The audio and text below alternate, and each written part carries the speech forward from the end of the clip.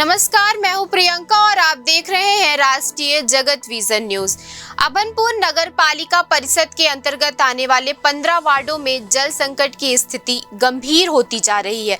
नगर वासियों को रोजाना पानी की किल्लत का सामना करना पड़ रहा है, जबकि नगर में 2 स्रोतों से पानी की आपूर्ति की जा रही है, एक पाइपलाइन विरोधा से और दूसरी दुलना से। वार्ड 1 से 5 तक विरोधा से पानी की आपूर्ति होनी है, जबकि दुलना से बाकी 9 वार्डों में पानी पहुंचना चाहिए।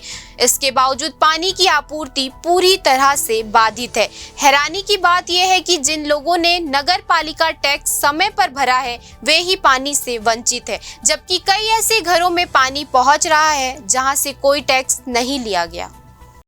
मुख्य नगर पालिका अधिकारी ने खुद यह स्वीकार किया है कि डायरेक्ट पाइपलाइन में अवैध कनेक्शन की भरमार है। इन कनेक्शनों में कुछ जनप्रतिनिधियों का नाम भी सामने आ रहा है, जिससे कार्यवाही में देरी हो रही है। वार्ड 1 से 5 में मात्र 33 लोग ही टैक्स भरते हैं, जबकि वार्ड 6 में 57 लोग और अन्य वार्ड में यह संख्या और अधिक है। फिर भी पाइपलाइन में अवैध कनेक्शन के कारण पानी की सप्लाई इन क्षेत्रों तक नहीं पहुंच पा रही है।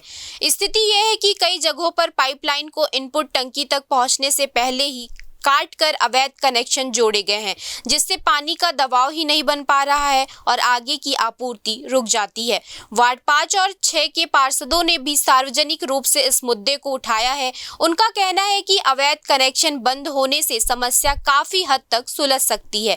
वार्ड 5 के पार्षद ने यह भी बताया कि 1 महीने से नाली का कचरा पड़ा हुआ है, पर उसे नहीं उठाया गया। वहीं वार्ड 6 के पार्षद ने सीधे तौर पर सीएमओ को इसके लिए जिम्मेदार ठहराया है। सीएमओ ने एक टीम गठन की बात कही है और बताया है कि कई शिकायतें प्राप्त हुई हैं, जिन पर जल्द कार्रवाई की जाएगी। कुछ स्थानों पर कार्रवाई की शुरुआत भी की गई है।